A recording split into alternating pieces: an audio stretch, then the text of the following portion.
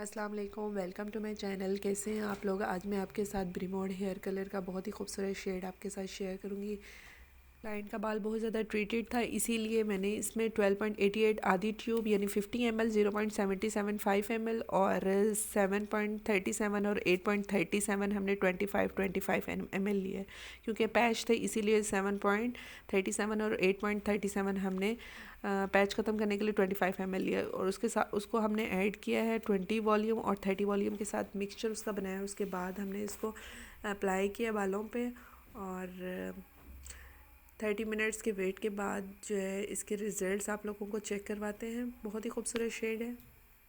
ये direct lifting हम लोगों ने की है। फाइनल रिज़ल्ट्स आपके साथ शेयर किया जा रहा है। कैसी लगी आपको मेरी वीडियो कमेंट बॉक्स में ज़रूर बताइएगा। मिलते हैं नेक्स्ट वीडियो में। जो लोग मेरे चैनल पे न्यू हैं प्लीज़ उनसे रिक्वेस्ट है कि वो मेरे चैनल को सब्सक्राइब करना ना भूलिएगा। अल्लाह हाफिज़।